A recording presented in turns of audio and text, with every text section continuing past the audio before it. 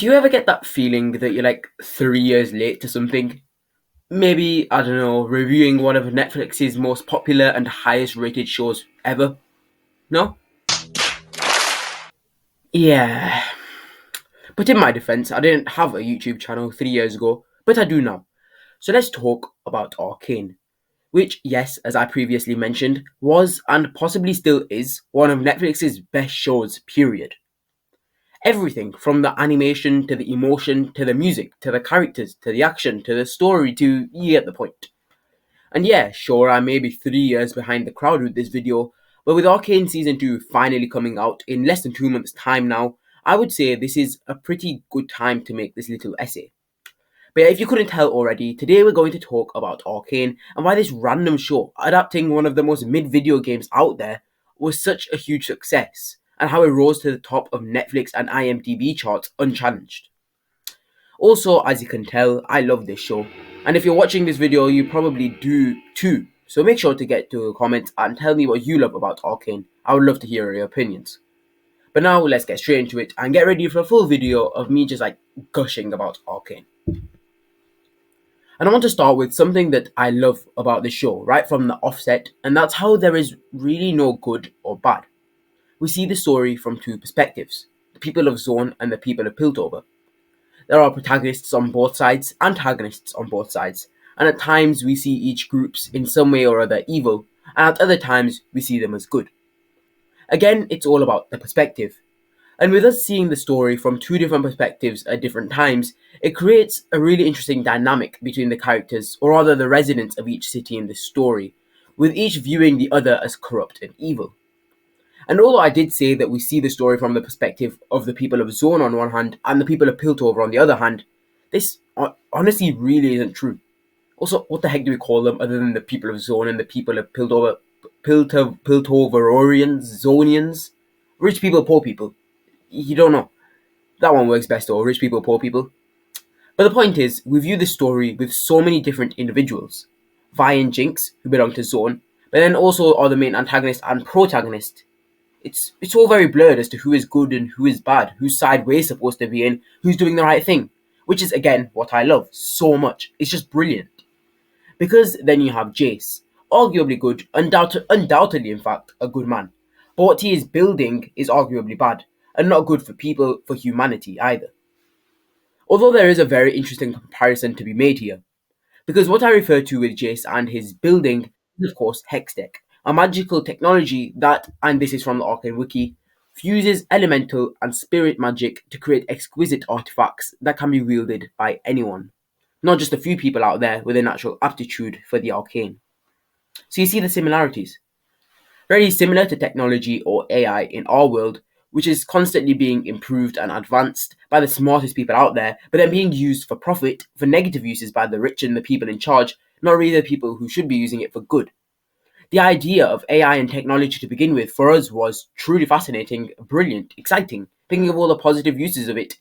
But as time has gone on, we as humans have advanced and developed. But now it seems we're slowly realizing the effects, particularly the negative ones that are now taking hold, and how the future could be very dark. Although some would say that is a bit drastic. And that maybe with social media, how kids consume media, or rather how much of it.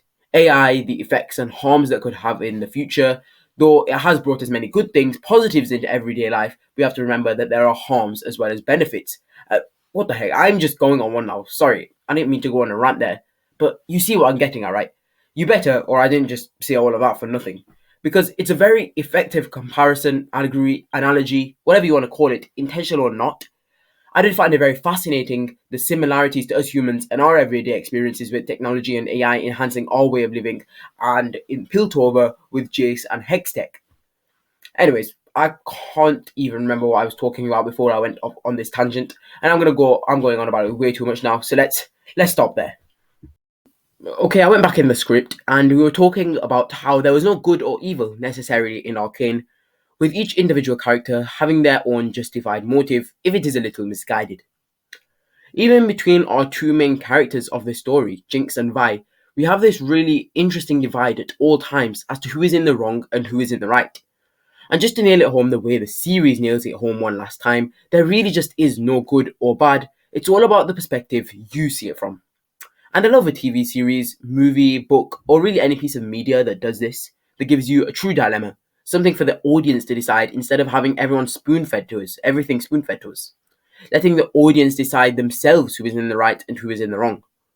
But don't get me wrong, I love a simple good versus evil story. Harry Potter, The Lord of the Rings, Star Wars, and more. All simple tales of good versus bad, right versus wrong, We all love them.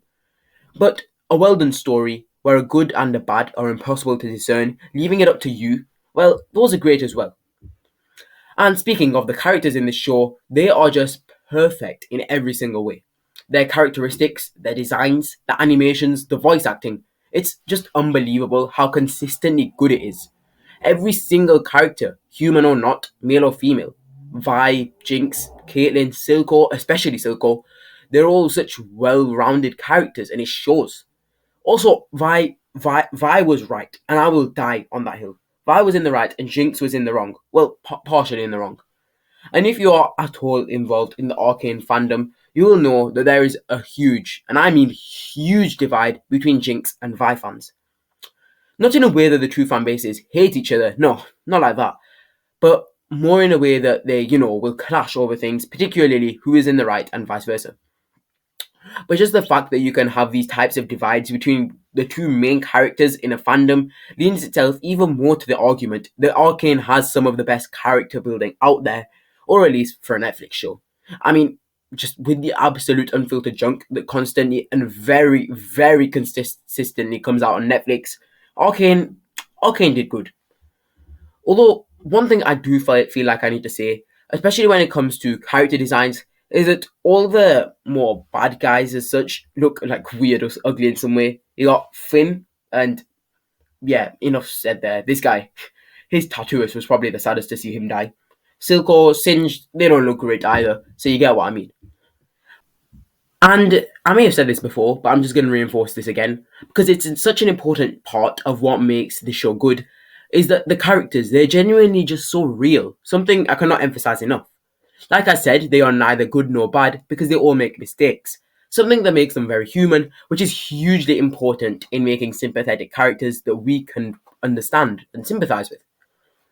And then that in turn adds to the watchability of the show as we press play on the next episode, wanting to know what happens to the characters that we have grown to care about. And one particular character who intrigued me more than any other in Arcane is Silco. He's a really interesting character study, an individual who we see, as is a common theme here, someone with good intentions in the end of it from a certain point of view, but he gets completely misled on the way to it, which is of course a huge shame. But more interesting than that side of his character, the scheming mastermind side of him, is the more emotional and soft side of him. And the reason it's so fascinating is because the producers, writers, directors, everyone involved in a movie or a TV show nowadays are always trying to make the main antagonist easy to sympathize with and a good guy, just because Marvel got it right with Thanos once. But it simply does not always work, and it's a modern trope completely overused. But Arcane actually manages to execute it to perfection. Silco, whilst being the primary antagonist, is actually a villain done well, who can be sympathized with because of his love for his adopted daughter, who he really, really does care for, and you can tell. That's a trope not overdone and certainly not done brilliantly in other pieces of media, but man, Arcane just does it excellently. For example, the scene where he first lays eyes on Jinx, or Powder then, she's on the floor crying her eyes out, fire surrounding her and the broken building, and Silco approaches her. Up to this point in the show, he's been portrayed as a very hard, menacing, and one-sided traditional villain who wants to invade Piltover and kill Vi. But in that moment, everything changes.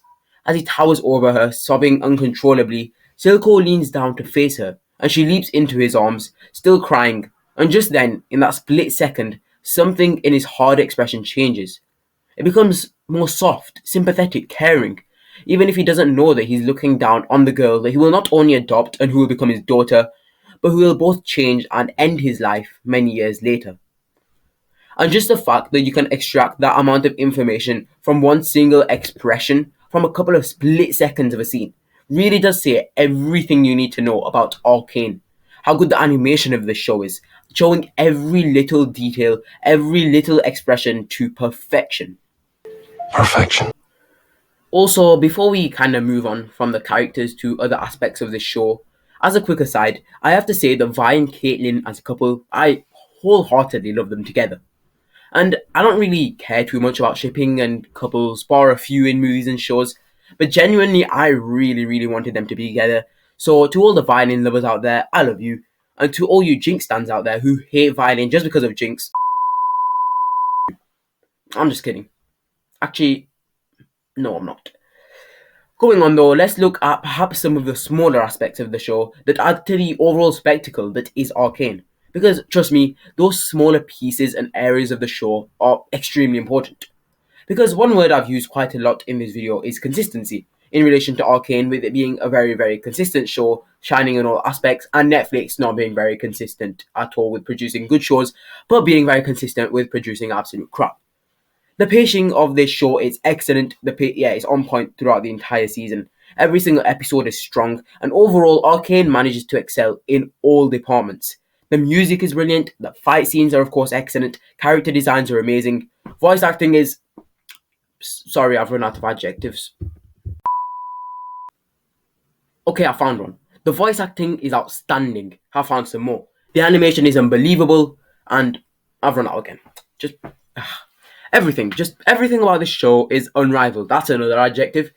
And I like to compare Arcane with one particular story that I love probably more than any other fiction/fantasy story, and that is The Lord of the Rings.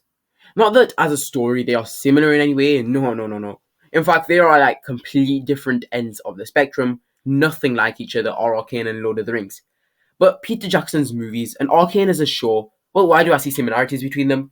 It's because of one simple thing, and that is the sheer attention to detail, the focus and dedication to sharing the story in its entirety, focusing and including the most minute details for the audience that even the most attentive of viewers will struggle to find, but once they do, it allows us in fact, to enjoy the story that much more, finding these little Easter eggs. For me, with The Lord of the Rings, I'm still learning new things to this day about the movies, the detail and effort put into it. It's a trilogy of films that just keeps on giving, even to this day. And similar to that, with Arcane, it's so obvious that the people behind the show put in so much work and cared so much about it because of the same reason. The attention to detail, the most minuscule Easter eggs that contribute to the story and the experience, even if that is subconsciously in our minds. For example, a theory I really do want to share, or rather a finding I want to share from Arcane that really does demonstrate how much detail the makers of the show went in to give us the best experience possible and to make the story as good as possible. Also, quick disclaimer, this theory is not mine. It's a detail that I found on Reddit that really did stick with me, so let's talk about it.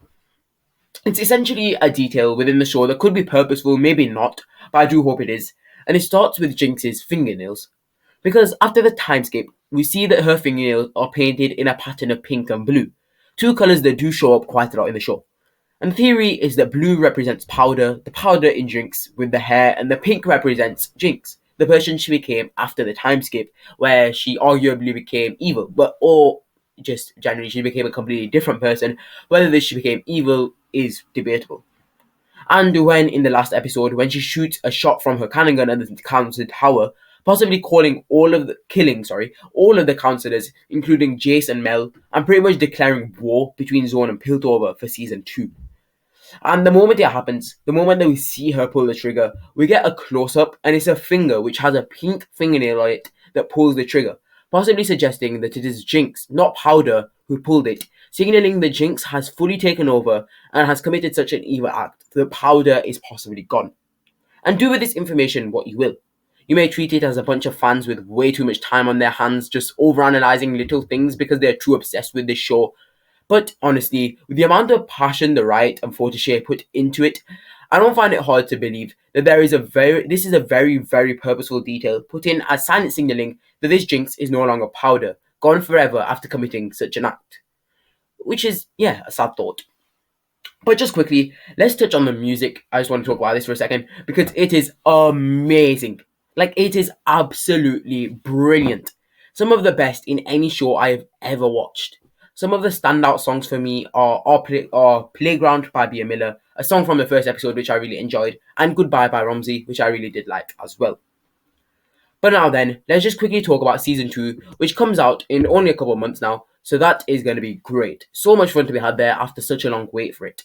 But of course, unless you've been under a rock for the last few weeks, or simply just don't interact with the Arcane fandom that much, fair enough, you will know about the leaks of Season 2, where the first few episodes of Arcane Season 2 and other Netflix shows, mainly animated ones, have unfortunately been leaked, so you know. Just don't go watch those. Make sure to wait for Season 2 to actually come out, and definitely don't be an asshole and spoil it for the others. But yeah, that aside, I am really excited to see what happens. Will Vi and Jinx reunite and become sisters once again? Is Jinx slowly cracking and Powder is resurfacing? Or is it the other way around? We'll see, and I cannot wait to find out. And make sure to tell me in the comments what you are hoping for in Season 2 of Arcane. And make sure to comment your thoughts on Season 1 of the show and this video with any feedback you have. And finally, please consider subscribing. If you got to the end of the video, surely you enjoyed it, surely I did something right. So yeah, we're a growing channel over here, only on 10 subscribers so far, and I would really appreciate just a simple click on subscribing. But I'm not going to go on too much. Thanks so much for watching if you did get to this part of the video, which I doubt anyone has. Darth Sauron, out.